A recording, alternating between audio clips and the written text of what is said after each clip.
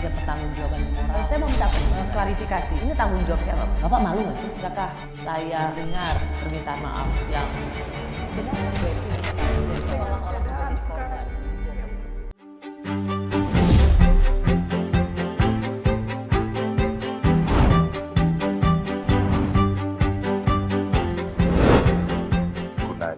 Kuliah di tempat yang pembinaan karakter itu sangat penting supaya bisa menjadi leader, pemimpin-pemimpin di masa depan yang jujur, berkarakter, bertanggung jawab, disiplin, dan bisa menjadi kebanggaan keluarga, perusahaan, negara, dan juga menjadi world citizen yang baik.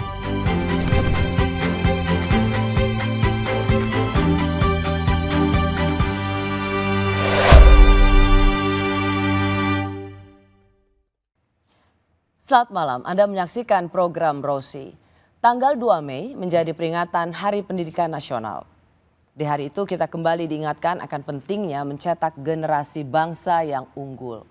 Malam ini menjelang peringatan Hari Pendidikan Nasional, saya mengundang seorang yang dikenal punya visi dalam transformasi pendidikan, terutama di dunia kampus. Kenapa universitas jadi penting? Karena kini banyak lulusan sarjana justru sulit langsung dapat pekerjaan. Saya mengundang seorang pengusaha yang juga pendiri Presiden University, sebuah perguruan tinggi swasta yang dirancang secara serius sejak tahun 1997. Ia adalah Dr. Honoris Causa Setiono Juandi Darmono. Selamat malam Pak Darmono. Selamat malam Bu Rosi. Terima kasih sudah di Rosi. Saya tahu Pak Dar sibuk banget, jadi really appreciate it. Bapak menyempatkan waktu di Rosi. Pas lagi kita mau 2 Mei, Hari Pendidikan Nasional. Sama-sama. Kenapa saya tertarik untuk mewawancari Pak Dar? Saya membaca bukunya Pak Darmono dan di situ dikatakan bahwa merancang satu kampus di tahun 97 secara serius. Di sebuah kawasan Jababeka, kawasan industri. Pertanyaan saya gini Pak kira-kira. Sebagai seorang pengusaha tahun 97 itu adalah tahun yang dianggap krisis. Pak Darmono ini justru mikirin investasi bagi anak bangsa pendidikan. Padahal harusnya sebagai seorang pengusaha itu kan udah kelimpungan Pak. Mikirin restrukturisasi hutang. Dolar kita waktu itu udah betul-betul luar biasa tingginya. So what's going on? Ya, jadi begini, ya, boleh panggil Rosi ya. Oh iya by the way, Ya. Selamat ulang tahun. Terima kasih. 26 April, 77 tahun. Terima kasih. Benar kan? Betul. Happy birthday ya Pak. Terima kasih. Ya. Jadi memang tahun 97 itu saat yang sangat mengkhawatirkan sebetulnya apakah Indonesia akan berlanjut atau tidak. Nah, saya pikir semua masalah itu adalah karena pendidikan. Kita perlu fundamental yang kuat di bidang pendidikan. Nah, waktu itu sebagai orang yang mengurus kawasan industri, saya merasa bahwa sulit untuk nanti dengan image Indonesia seperti itu untuk bisa mendatangkan investor-investor asing. Jadi kita harus menambah satu poin lagi yang biasanya kita selalu menjual adalah tenaga kerja murah. Nah, ini tentunya bukan tujuan utama kita untuk mencerdaskan bangsa. Kalau hanya sekedar tenaga kerja murah. Betul. Dan menjual sumber daya alam. Nah, jadi selalu dua itu yang kita jual kan. Pasar yang besar, tenaga kerja yang murah, sumber daya alam yang berlimpah. Nah, harusnya kita juga mempersiapkan jangka panjang. Untuk anak-anak kita itu dipersiapkan menjadi tenaga-tenaga profesional yang terampil, siap masuk lapangan kerja. Syukur-syukur malah bisa menciptakan lapangan kerja sendiri, menjadi pengusaha dan malah mempekerjakan orang. Nah itu jadi saya pikir universitas kita yang ada tidak siap untuk menampung kebutuhan-kebutuhan tersebut. Saya sendiri sebagai pengusaha yang banyak merekrut para karyawan, ya, itu merasakan betul bahwa anak-anak lulusan kita dari universitas itu tidak siap pakai. Jadi Bapak sebagai pengusaha saat itu sudah sangat aware. Sangat Lulusan aware, ya. perguruan tinggi sebonafit apapun, Ya. begitu nggak melulu langsung siap kerja. Betul, betul. Jadi saya selalu berpikir begini, kalau saya mengambil karyawan baru, saya tidak tanya mengenai indeks prestasi, lulusan mana, tidak. Saya pertama tanya adalah, kamu bisa berbahasa Inggris nggak? Karena komunikasi dengan orang asing ini penting. Jadi itu nomor satu. Kedua, sudah punya pengalaman kerja belum? Nah, itu juga penting karena saya tidak usah buang waktu mendidik lagi. Yang ketiga adalah saya tanya, sudah punya nggak satu pengalaman di suasana internasional, campur sama orang asing? Belum? Nah, itu juga tidak poin yang membuat saya tertarik. Untuk meng-hire sebagai karyawan di perusahaan Bapak. Betul. Nah, terus keempat, saya tanya juga, bagaimana kamu punya background ini? Apakah sudah terbiasa dari suasana yang disiplin, yang mempunyai habits dan attitude yang baik? Itu saya biasanya tanya background keluarga. Apakah anak petani, ataukah anak pengusaha, anak pejabat, ya, anak guru. Ya. Dari situ saya bisa udah menilai dulu, ini DNA-nya apa ini. Gitu. Jadi 4 hal ini menjadi concern saya, bagaimana bisa diterjemahkan di dalam pola pendidikan, kalau mau disebut kurikulum. Ya. Jadi itulah pemikiran saya. Paling tidak bisa bahasa Inggris. Bahasa Inggris. Gak usah harus fasih-fasih amat juga nggak apa-apa kan Pak. Betul. Bisa bahasa Inggris. Adalah pengalaman kerja. Punya pengalaman kerja. Ya. Dan ketiga, pernah merasakan suasana bergaul sama orang asing. Kenapa ini penting? Karena kita tuh mendatangkan banyak investor-investor asing. Jadi kalau dia nggak terbiasa sama orang asing, dia udah minder dulu. Ya, jadi kalau dia udah terbiasa sama orang asing, kan enak bicaranya, komunikasinya jelas. Sering yang karena tidak kompeten atau tidak confidence malah ya. Jadi kalau ditanya itu bilang siap, izin apa itu nggak bisa.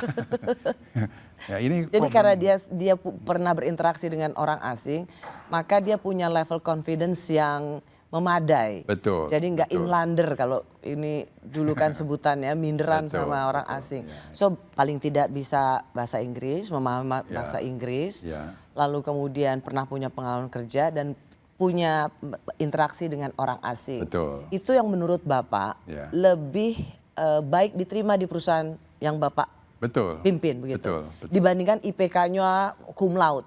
Betul, itu karena saya udah sering HRD kita tuh kan selalu kriterianya ambil yang IPK-nya tinggi-tinggi, cum laude, universitas top gitu kan. Saya buktikan ke mereka, wah ini bukan cara memilih yang benar. Karena ternyata sesudah dicoba, mereka tuh belum bisa apa-apa. Ya, masih kalau istilahnya tuh kalau mau sedikit cynical, ya unconsciously incompetent. Tidak sadar kalau masih bodoh. Sombong lagi, minta gaji tinggi lagi. IPK-nya bagus. Oh iya, betul. Nah, kan Tapi sebenarnya nggak ngerti apa-apa. ya belum siap pakai. Ya. Gitu. Tapi sesudah dia masuk pekerjaan, ya berapa, ada yang 2 tahun, 3 tahun gitu ya, baru sadar. Sesudah ternyata dia harus tanya orang yang sudah pengalaman, yang nggak IPK-nya, malah mungkin sekolahnya SD, SMP, tapi udah lama bekerja. Nah di situ baru dia itu sadar kalau dia itu sebenarnya belum ngerti apa-apa. Nah itu udah trainable. Oke. Nah jadi Bapak mindset HR yang saya rasa nggak hanya di perusahaan Bapak, di HR banyak perusahaan juga lebih mengejar angka dibanding melihat sesuatu yang sebenarnya lebih trainable gitu Pak. Betul. Tapi kembali ke pertanyaan saya, 97 merancang konsep kampus secara serius meskipun baru benar-benar terrealisasi, koreksi saya kalau salah, 2001 betul ya Pak ya? Betul. Itu untuk seorang pengusaha, betul tadi Bapak mengatakan bahwa ada kebutuhan jangka panjang yang Bapak ingin lihat. Tapi saya masih merasa wow, harusnya pengusaha zaman itu lebih mikirin dirinya sendiri supaya nggak makin boncos atau rugi dengan ekonomi yang luar biasa terpuruk pada waktu itu. Kenapa seorang Pak Darmono jauh lebih memikirkan investasi anak bangsa yang belum ketahuan ini bakal berhasil atau enggak. di mana gitu logika bisnisnya? Kalau misalnya kita bicara ini soal bisnis, atau ini memang tidak melulu tentang bisnis, tapi tentang bagaimana menjawab tantangan Indonesia ke depan karena belajar dari krisis 97-98. Sebetulnya gini, tidak hanya masalah pendidikan. Waktu itu juga tahun 97-98 itu kan monetary crisis ya, yang banyak pengusaha mengalami masalah. Jadi pemikiran restrukturisasi penting. Tapi waktu itu image daripada orang bankers maupun investor itu terhadap perusahaan-perusahaan Indonesia itu jelek. Terhadap Indonesia juga jelek. Sehingga kita harus menunjukkan mereka bahwa kita ada satu tindakan, strategi untuk membuat posisi kita baik. Dengan membangun Presiden Indonesia ini, maka mereka semua bilang, oh ini orang tidak menyerah terhadap problem yang lagi dihadapi. Malah mempersiapkan satu program jangka panjang. Karena dengan adanya pembangunan di pendidikan ini, maka orang-orang yang tadinya itu mau tidak membayar, melanjutkan cicilan membeli rumah, lanjut lagi. Oke. Terus orang-orang yang tadinya nggak mau beli pabrik, masuk lagi. Oh berarti manajemen ini mempunyai satu strategi masa depan yang jangka panjang, jelas. Jadi ada kebutuhan lain juga dari image building. Ya, Bapak juga ingin membangun trust di situ ya. Betul. Karena nggak hanya sekedar Jababeka sebagai kawasan industri pabrik banyak tutup, bukan hanya sekedar hari ini dan ke depannya nggak jelas maka ya udah dibiarin aja. Tetapi ada satu pembangunan yang mungkin Bapak sendiri nggak tahu bakal untungnya kapan. Ya, Tapi itu. bukan itu yang dicari, tapi building trust. Betul. Atas satu komitmen dan idealisme yang Pak Dar punya. Betul. Anak saya waktu itu yang paling kecil, umur 17 tahun.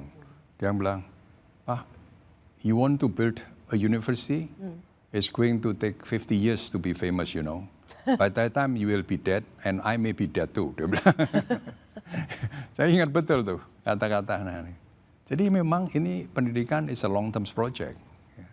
Tapi juga memberikan dampak lain yang sangat positif, yaitu melihat orang ini berpikir panjang dan membangun perusahaannya untuk bukan jangka pendek. Dan itu yang dibutuhkan Indonesia tahun 1997-98 itu. Saya memang tidak habis pikir sih. Karena tahun itu kan harusnya betul-betul pengusaha itu bisa dibilang sibuk menyelamatkan usahanya sendiri.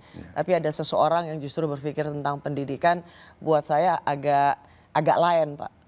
Betul, tapi waktu itu gara-gara bangun presidensi, saya jadi kenal semua tokoh-tokoh yang bisa membantu untuk penyelesaian restrukturisasi hutang kita juga. Jadi presiden, calon presiden, menteri, semua saya jadi kenal. Karena ini visi yang begitu sangat didambakan juga oleh banyak orang, terutama para pemikir kita, juga penguasa. Kenapa namanya Presiden University, Pak? Kan lulusannya berarti Pak SBY, Pak Jokowi. Ya, ini kan nggak bisa instan ya. Tapi waktu itu saya panggil konsultan dari Australia, Profesor Don Watts, yang sudah membangun Curtin dari Institute menjadi Curtin University. Terus kemudian dia bangun Notre Dame University di Fremantle. Terus dia bangun Bond University. Jadi ini pengalaman yang bagus ya, saya tanya, Bron, bikin universitas itu bagaimana sih? Gitu. Dia bilang tidak sulit. Asal kamu bisa cari anak-anak yang pinter, asal dosen-dosennya bagus, kamu bayar yang benar, selesai. Simple ya. Gitu. Nah, cuman ini presidency atau pendidikan itu seperti bisnis. Harus ada strong differentiation. Jadi apa strong differentiation-nya dia tanya. Nah, saya jelaskan tadi tuh yang 4 hal tadi ya, itu differentiation-nya. Dari bahasa Inggris, harus magang, harus tinggal di dormitory, dan juga harus sudah biasa bergaul sama orang asing. Jadi saya pikir 30% orang asing, 70% orang anak Indonesia. Dosennya juga. Itu menjadi... Karena tanpa menerima mahasiswa asing, nggak ada gunanya. Nggak ada environment internasional. Ya, dan harus di asrama. Karena orang tua kan juga pasti khawatir anaknya gimana. Jadi ini menjamin orang tua juga akan keamanan anak-anak itu. Tapi kembali tadi kenapa namanya Universitas Presiden alias Nah, terus si Don Browns kan tanya, terus namanya apa? Saya bilang, nama ini yang kayak apa kriterianya? Dia bilang harus universal, artinya bahasa apapun itu harus orang mengerti. Karena saya juga mengharapkan anak-anak asing kan. Dan kemudian Anda punya visi apa? Saya bilang visi saya ini harus jadi nomor 1 di Indonesia. Kalau gitu, apa namanya? Dia tanya, ya presiden. Dia bilang, oh wait a minute, I'll rack my brain for one night. I'll come back to you tomorrow, katanya. Nah besok dia ngomong, nggak ada yang lebih. Saya pikir tadinya crown ya, tapi bahasa Indonesia kan bukan crown. Ya udah presiden, setuju dah dia bilang. Nah itulah mulainya. Hanya karena Bapak ingin suatu saat lulusan ini bisa menjadi orang nomor 1 Republik Indonesia. Ya itu harapan kita semua saya kira. Namanya juga harapan ya Pak. Iya. Dan nama adalah doa. Betul. Oke. Betul. Dalam rangka Hari Pendidikan Nasional, penting rasanya merefleksi seperti apa dan bagaimana kampus mencetak manusia unggul. Saya bersama seorang pengusaha yang dikenal membangun kawasan industri Jababeka dan juga pendiri President University. Visinya membangun kampus dituangkan dalam buku berjudul Kampus Meretas Batas yang diterbitkan oleh Gramedia Pustaka Utama. Ia adalah Dr. Honoris Causa Setiono Juandi Darmono. Padahal kita kembali bicara soal pendidikan. Yang paling saya ingat adalah nggak perlu amat dan bangga banget dengan IPK yang tinggi-tinggi. Tapi sebenarnya nggak pinter-pinter amat juga gitu ya Pak. Apa tadi istilahnya? Unconsciously incompetent. Unconsciously incompetent. Tidak sadar kalau masih bodoh. Hanya bangga sama IPK. Betul. Jadi kalau nanti ada orang yang bangga-banggain IPK, saya akan mengutip kalimat Pak Darmono dan saya bilang bukan kata saya, kata pendiri Jababeka. Pak, tadi Bapak mengatakan ini jadi membangun kampus dengan satu diferensiasi yang tidak dimiliki kampus lainnya di Indonesia, yaitu ada boarding, memiliki asrama, menerima mahasiswa asing. Gitu. Nah pada waktu itu 2001 dibangun, seberapa banyak 2001 itu antara mahasiswa asing dan mahasiswa Indonesia? Apakah ini juga langsung membuat satu terobosan yang dilihat oleh pelajar Indonesia pada waktu itu sebagai suatu yes, saya mau sekolah di sini? Ya, ini satu hal yang sangat menarik dan saya ingat betul waktu itu saya pasang iklan di koran Kompas. 1 halaman penuh, itu 1 miliar rupiah ya. Sampai disebut loh harganya loh. Nah mahal soalnya banyak yang protes waktu itu saya. Lantas saya pasang foto-foto pendiri, Pak Yuwono Sudarsono, Menteri Pendidikan. Pak Utomo Yosodirjo adalah foundernya SCV Utomo. Profesor Charles Himawan, Dekan Fakultas Hukum Universitas Indonesia, pertama lulusan Harvard. Terus Pak Suryanto Sosrojoyo yang adalah dari Teh Botol Sosro. Saya sendiri dan ada Pak Soekardi, Laksamana Soekardi. Laksamana Soekardi ya. Nah, itu semua saya pajang di koran. Ini sebagai founder lah kira-kira ya? Founder ya, 6 ini kan founders ya. Dari Yayasan Pendidikan Universitas Presiden. Nah, keluar iklan besar gitu, nggak ada yang daftar.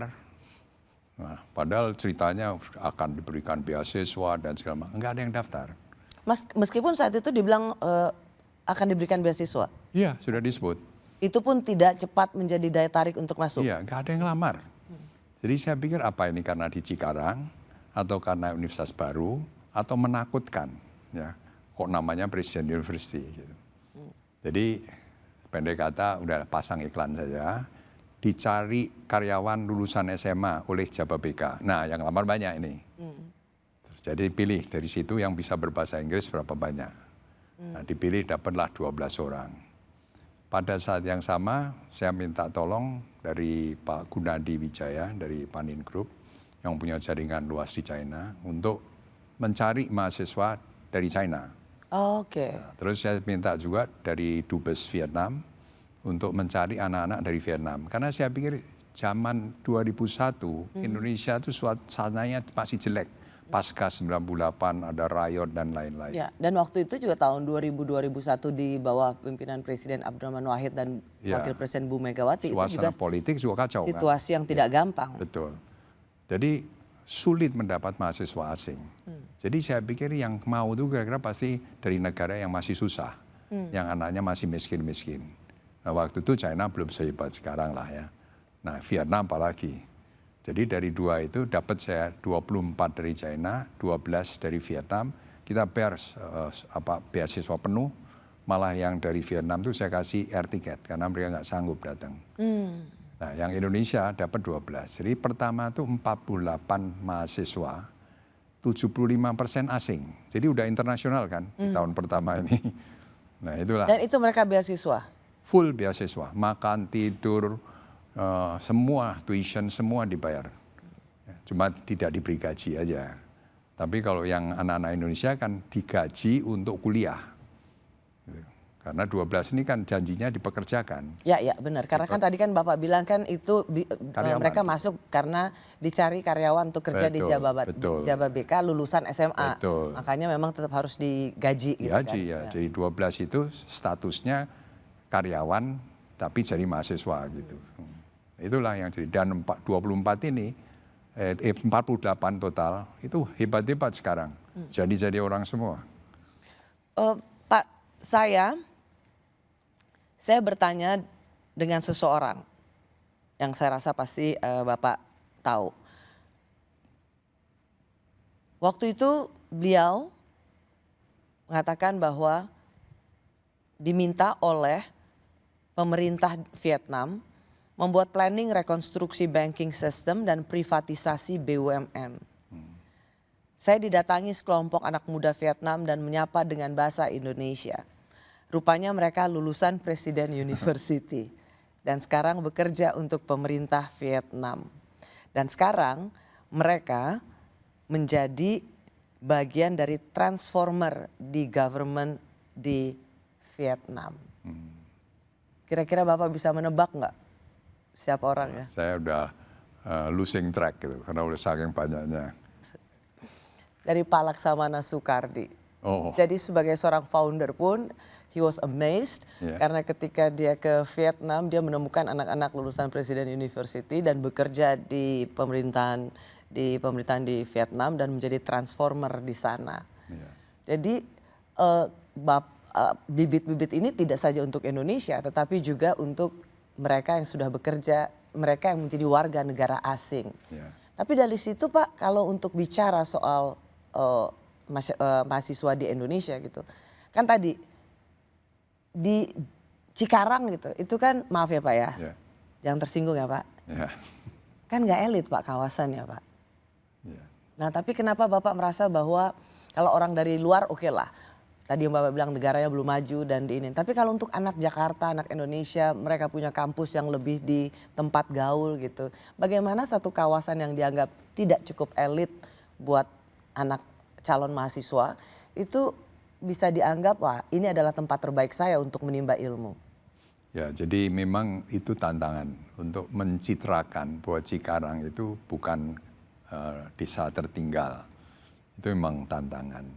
Nah, makanya perlu banyak promosi, ya bicara di Kompas sampai itu perlu karena mereka supaya tahu bahwa sebetulnya tempat ini harus dilihat apakah itu desa Cikarang 40 tahun yang lalu atau Cikarang hari ini yang sudah menjadi the fastest growing city di Indonesia yang dihuni ribuan pabrik di sana. Ya, total Cikarang itu berserta 7 kawasan industrinya itu hampir 200 km persegi yang hampir setengahnya Jakarta. Ya, atau mungkin justru kenapa Bapak membangun di sini, kalau asumsiku justru di sini menjadi salah satu simbol link and match-nya mahasiswa yang bersekolah dan kemudian dengan daya tampung di mana mereka bekerja kemudian. Betul, karena tempat seperti Cikarang ini mungkin nggak ada tempat lain yang bisa dimanfaatkan untuk pendidikan kelas internasional. Karena di sini ada pabrik-pabrik dari 36 negara. Sehingga interaksi antara mahasiswa, dosen, dengan para pekerja-pekerja pabrik yang banyak orang asingnya itu tinggi sekali. Jadi meskipun Cikarang, tapi this is an international city. Ya, dengan environment internasional. dan sesudah 37 tahun berserta kawasan-kawasan yang lain, ini sudah menjadi kota metropolitan. Ya. Tapi Pak, apa setelah ada asrama pendidikannya yang juga berskala internasional, berbahasa Inggris, apa yang membuat Bapak merasa pendidikan atau apa yang diberikan menjadi didikan di Presiden University ini menjadi salah satu bekal, seperti tadi candaan saya, harapannya lulusannya minimal jadi Presiden Republik Indonesia, minimal loh saya bilang. Ya, jadi begini kan, kalau mereka masuk presidensi itu saya minta kepada Pak Rektornya supaya anak ini segera on the job training, magang di perusahaan-perusahaan yang ribuan. Tahun pertama? Tahun pertama. Langsung? Langsung, sudah harus segera magang. Why? Ya, bukannya diajarin teori-teori dulu atau apa, pengenalan apa? Sudah harus langsung, sebab seeing is believing ya. Jadi pendidikan itu begini, when you hear dosen ngomong, you will forget. When you see, you may remember. But when you are involved, you will understand. Jadi mereka harus dibikin involved, masuk ke pabrik-pabrik supaya melihat juga dan mendengar juga, tapi juga langsung involved. Nah, itu lebih mudah untuk mereka dikasih pelajaran teori. Ya, contohnya juga ginilah, kita ajarin anak kita berenang dengan teori macam-macam. 3 tahun juga nggak bisa berenang. Langsung aja jorokin, ceburin ke kolam renang. Gelagapan sedikit nggak apa-apa. Tapi udah itu dia menghargai perlunya teori. Nah, itu baru mendengar. Jadi sama, harus langsung diceburkan. Sekolah kedokteran di mana-mana juga begitu. Di luar negeri semua tuh harus tahun pertama sudah diajak ke rumah sakit. Tapi kenapa fakultas ekonomi, fakultas teknik, fakultas apa, kok dikasih teori? Teori sekarang kelihatannya ChatGPT, ada semua. Ya, jadi mesti dibawa ke tempat kerja. Nah, tempat kerja di mana? Ada ribuan pabrik di Cikarang. Pak, apa kritik mendasar Bapak pada dunia pendidikan di Indonesia? Hari Pendidikan Nasional tanggal 2 Mei selalu membawa kita pada satu refleksi sejauh mana ilmu yang kita pelajari benar-benar hidup di masyarakat. Pendidikan bukan hanya sekedar teori di ruang kelas, tapi harus menjadi ruang partisipasi yang hidup secara konkret.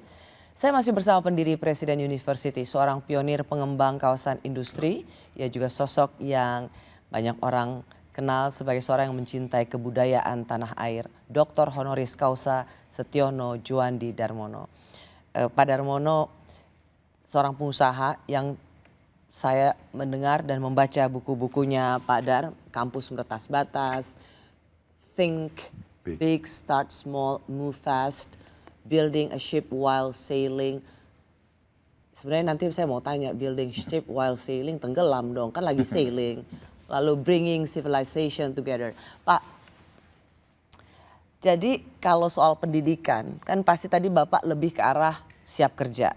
Tapi apa sebenarnya menurut Bapak kesalahan utama dari pendidikan di tanah air? Karena kalau kita lihat peta pendidikan Indonesia dan negara-negara lain, kita kan memang tidak berada dalam satu bagan yang cukup menjanjikan. Menurut Bapak apa yang masih salah dan masih tetap kita kerjakan? Mungkin saya ambil contoh ya di Singapura. Singapura itu waktu saya mengadakan survei 40 tahun yang lalu. Itu mereka hanya ada 2 universitas, NUS dan NTU. Yang satu ITB lah, yang satu UI gitu. Terus kemudian politekniknya ada lebih dari 25, 40 tahun yang lalu. STM-nya mungkin ada 150. Nah, itu struktur yang mirip di dalam organisasi di industri maupun organisasi kemiliteran, ya. Pemerintah pun juga, di mana lulusan universitas itu tidak perlu banyak.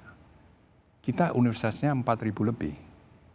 Nah, sekarang betul Singapura tambah, tapi itu sudah dipakai untuk cari uang. Bukalah universitas baru untuk mendatangkan orang-orang yang ingin kuliah di Singapura. Tapi secara struktur saya kira benar. Karena universitas itu sebetulnya hanya anak-anak yang betul-betul pandai. Brain-nya itu bagus. Sehingga bisa menjadi scientist, bisa jadi researchers, menjadi educators yang bagus. Sedangkan politeknik itu dibutuhkan untuk mereka itu langsung kerja. Itu mereka kan 75%, 70% itu adalah skill, Ya. yaitu tadi magang. Yang sisanya Yang teori. sekarang banyak vokasi lah gitu Ya, kan. vokasi. Ya. Itu yang disebut professional stream. Sedangkan universitas itu academic stream. Itu harus lebih banyak. Nah, ke STM itu lebih banyak lagi. Jadi istilahnya itu we produce chief, not many Indians. Ya. Padahal kita perlu lebih banyak So Indians. many chiefs, so little Indian. Betul. Nah, dengan begitu banyak universitas, jadi masalah. Cuman saya juga paham pemerintah punya kesulitan. Karena kita perlu mengikuti juga kebutuhan masyarakat. Masyarakat tuh ingin anaknya punya gelar. Gelar. Ya, kalau nggak punya gelar, waktu menikah tuh malu. Anak saya lulusan politeknik, nggak pernah dengar saya diperiksa pernikahan. Anak saya S1, S2 lulus dari sini, wah bangga orang tua. Karena itu yang membuktikan bahwa saya sudah melaksanakan tugas sebagai orang tua. Gak cuma para orang tua sih, saat ini pejabat juga senang banget ditulis panjang lebar. Profesor, dokter, padahal belum tentu juga kuliah benar. Betul. Ya, itulah. Jadi saya kira ini perlu diperbaiki strukturnya, mengikuti kebutuhan pemakai. Oh, jadi Pak Darmono ini bukan orang yang overrated dengan gelar pendidikannya? Yang pemuja gelar pendidikan yang berderet-deret gitu? Ya, ini pengalaman pribadi. Saya mau masuk ITB tahun 67, nggak diterima. Orang Magelang yang nggak sempat belajar bimbingan tes. Siapa rektor ITB waktu itu? Ya, nggak diterima. Akhirnya saya masuk Akademi Tekstil Berdikari. Baru umur 4 tahun masuk di situ. Fasilitasnya juga nggak banyak, tapi langsung diajak ke pabrik-pabrik. Jadi Oh, ini pengalaman yang kemudian mengilhami Pak Dar tentang pendidikan kampus ya? Betul. Terus saya ke Bandung, waktu itu bahasa Inggrisnya jelek sekali lulusan Siapa? Magelang ini saya. Oh Bapak. Nah, Nah, Bapak bahasa Inggrisnya jelek terus nyari mahasiswa mau bahasa Inggrisnya bagus. Nah, karena itu saya paham susah di Bandung ini. Ya, karena bahasa Inggrisnya jelek. Saya ambil kursus. Wah, di Bandung kan banyak guru-guru yang bagus. Saya diajarin bahasa Inggris dengan cara lain. Seperti bayi menghafal kalimat, bukan grammar. Sebentar saya bahasa Inggrisnya udah bagus. Jadi maksudnya yang penting kita paham bahasa asing ya, Ya, Pak. Nggak betul. perlu juga harus Betul. secara Nah, gramatik betul. sempurna. Terus bahasa Inggris, Belanda, Jerman, Jepang saya belajar semua. Begitu 3 tahun selesai, saya ngelamar kerjaan di perusahaan Inggris ICI, Imperial Chemical Industries. Ditanya gajinya berapa? Maunya. Saya nggak tahu, saya bilang. Sebut gitu berapa? Saya pikirin ngawur aja lah, 5 kali dari ITB lah saya sebut. Diterima, 5 kali gaji anak lulusan ITB waktu itu ya. Diterima. Kok mereka mau? Karena waktu dites, ini yang ngetes kebetulan bosnya sendiri ya, orang Semarang itu, Pak Tan itu. Bapak juga asal Semarang? Saya Magelang. Oke, ya deketan lah ya. Ya deketan, tapi nggak kenal ya, nggak ada Oke. KKN. Ini untuk melenyapkan prasangka kroni. Betul. Tapi dia langsung dia tes bahasa. Kedua, latest technology. Nah saya tuh tiap hari ke library-nya Institut Teknologi Tekstil Bandung yang punyanya pemerintah. Komplit itunya. Terus saya ambil kursus buat anak-anak SMP sama mandor pabrik 1 tahun. Belajar menenun, belajar mencelup. Jadi tangan saya ini terampil. Jadi waktu ditanya, teknik mengerti, skill juga bisa, bahasa Inggris bagus, Belanda juga bisa. Nah langsung diterima, yaitu mereka ambil standar saya seperti lulusan dari Belanda, Jerman. Gitu. So moral story-nya adalah? Moral story-nya adalah bahwa pendidikan itu harus komplit, yaitu character building, ya, kemudian skill sama knowledge. Jadi kita harus belajar knowledge di kuliah, dari baca buku, dari mendengar seminar-seminar, tapi skill itu harus dipelajari dengan praktek. Nah, kemudian build karakter, habits and attitude. Nah, ini yang harus ditanamkan kan sebetulnya dari SD. Iya, ya. karena saya baca bukunya Pak Dar itu building karakter di kampus juga menjadi bagian yang utama gitu. Saya sempat ngobrol sama Pak Dar, kayaknya kalau membangun karakter di kampus sudah telat deh. Maksudnya ya kalau dari Tapi SMA. dengan Tapi kan dari SMP, SMA itu rasanya baru benar-benar Betul. mumpuni Ya, gitu. tapi nggak pernah terlambat. Tidak pernah terlambat. Kasih aja military training. Hah? Military training, kasih mereka, pasti disiplinnya naik. Ya, jadi itu Masa kasih masa aja, apa-apa harus kasih seminggu, 2 minggu. militer toh Pak? Ya ini pengalaman pribadi.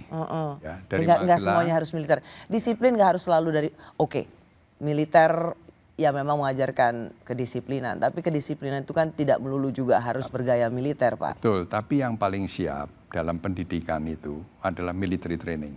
Makanya Singapura 2 tahun lulus SMA harus military training. Korea juga. Nah itu memberikan fundamental untuk anak ini menjadi disiplin dan berani. Ya. Jadi ya itu kan anak-anak Indonesia ini kan siap izin gitu.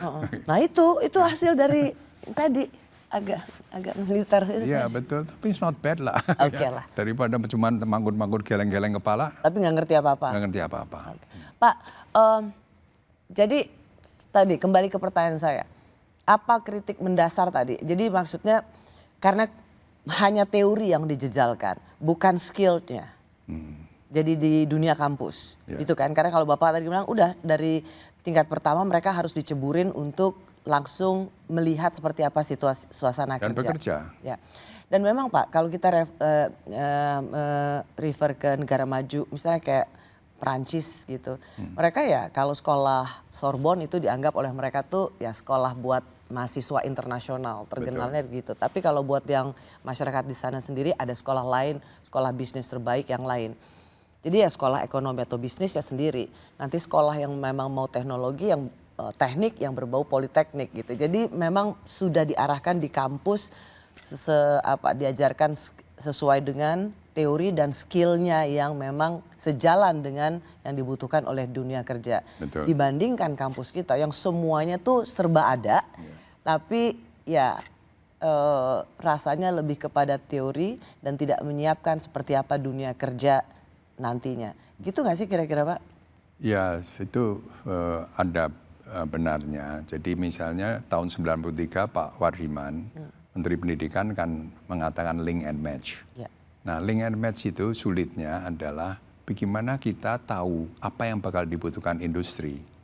Maka kalau di dalam kawasan industri, itu anak-anak magang itu sudah langsung bisa sesuai link and match-nya. Dan anak-anak itu kalau nggak cocok sama dia punya keinginan, dia bisa pindah ke pabrik lain. Oke, Pak sorry, Pak Wardiman waktu itu kan Menteri Pendidikan. Itu tahun berapa Pak? 93. Bayangkan Pak Wardiman aja tahun 93 sudah memikirkan link and match. Betul. Dan sekarang Pak, tahun ini udah berapa puluh tahun kemudian, kita masih punya persoalan tentang link and match. Bagaimana pendidikan di dunia kampus itu tidak melulu sejalan dengan apa yang dibutuhkan oleh dunia kerja. Saya masih bersama seorang pengusaha, pendiri kawasan industri Jababeka.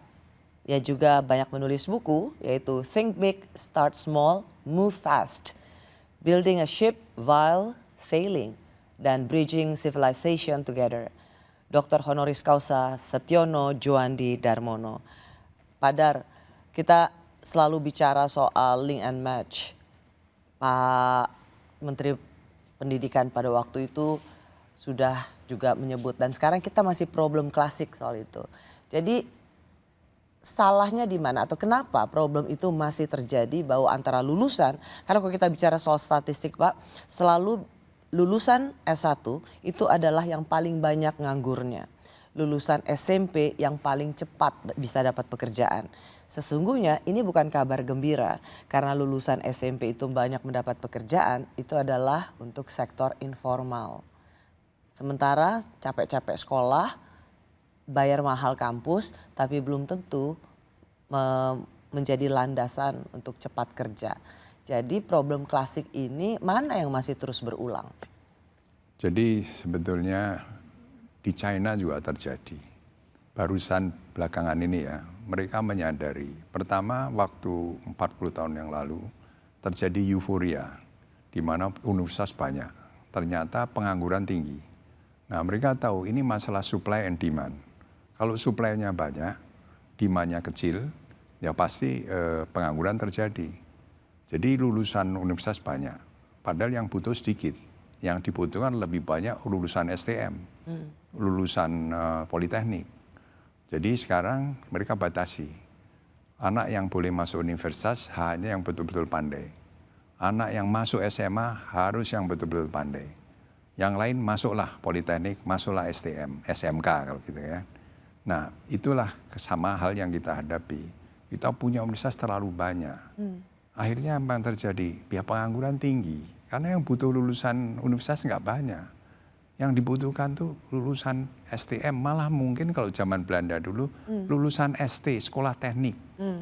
Itu dibutuhkan mandor-mandor dan juga pekerja bangunan. Itu kan kebutuhan tinggi sekali.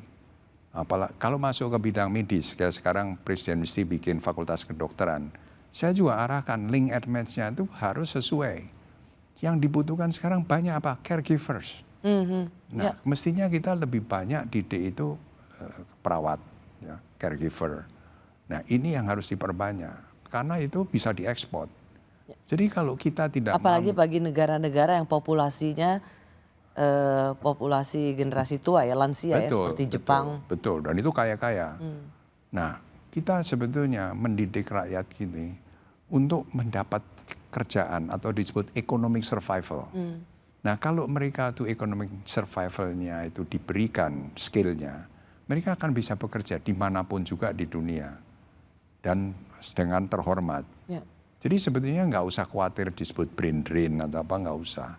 Selama rakyat kita dapat pekerjaan di luar negeri, ngirim uang ke dalam negeri dan tidak melepaskan kewarganegaraannya, kan oke, diaspora di mana-mana seiring dengan kemajuan di dalam negeri kita untuk menyediakan lapangan kerja yang dibutuhkan.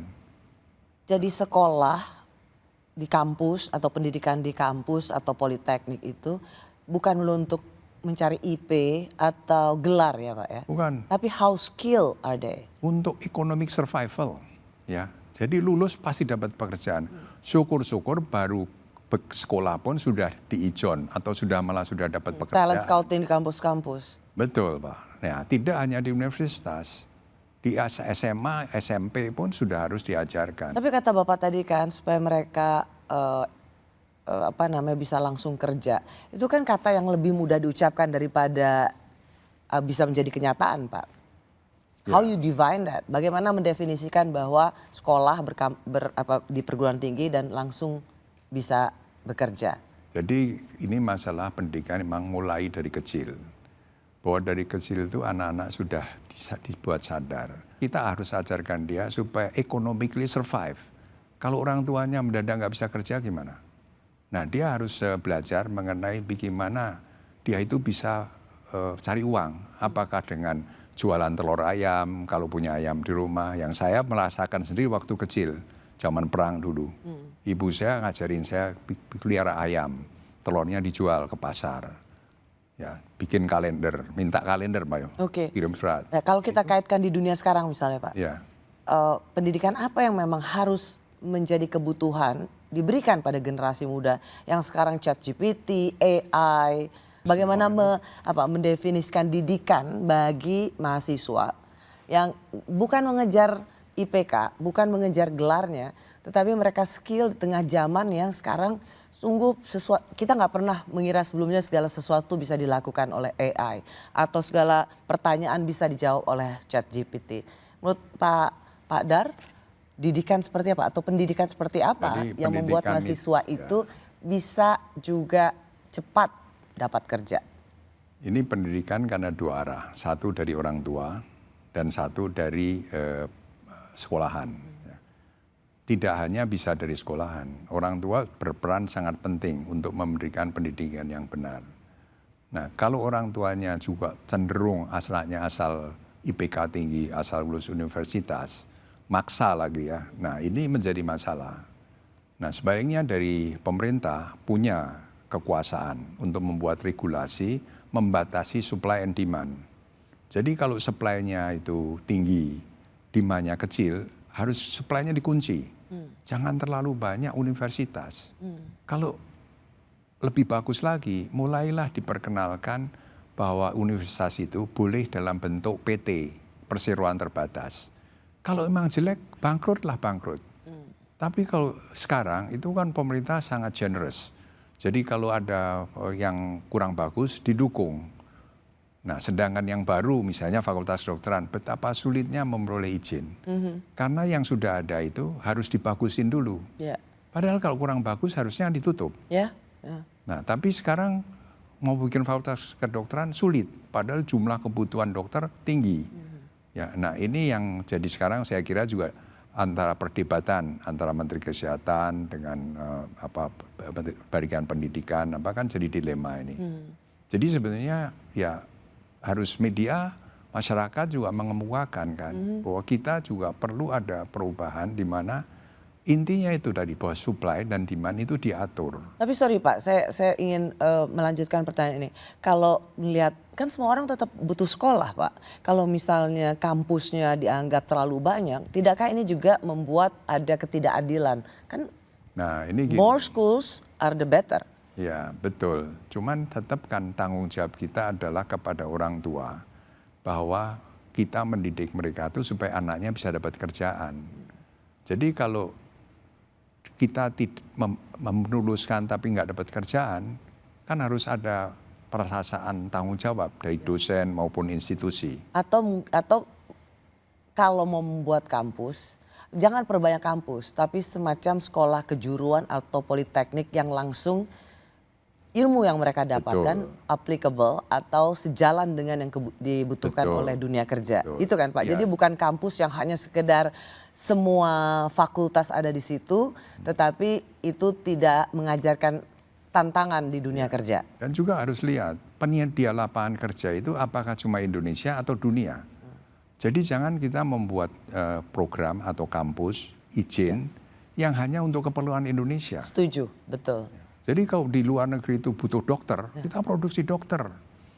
Kalau di luar negeri butuh caregiver, kita produksi caregiver. Caregiver itu salah satu yang juga sebenarnya bisa menghilangkan pengangguran. Nah, cuman kan kalau tidak dididik dari kecil, gengsi, saya kok jadi caregiver. Padahal caregiver di luar negeri gajinya itu bisa 100 juta per bulan. Ya.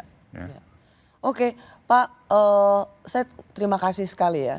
Di hari ulang tahun Pak Dar, 26 April ini, sekaligus juga untuk peringatan Hari Pendidikan Nasional, saya bisa mengenal lebih banyak Pak Darmono. Saya banyak tanya-tanya, salah satu ex-dirut Bank Himbara itu pernah cerita waktu saya nanya-nanya Bapak, Pak Dar itu orangnya gimana? Pengusaha yang selalu disiplin merestrukturisasi utang, bukan pengusaha yang ngemplang di zaman ekonomi susah.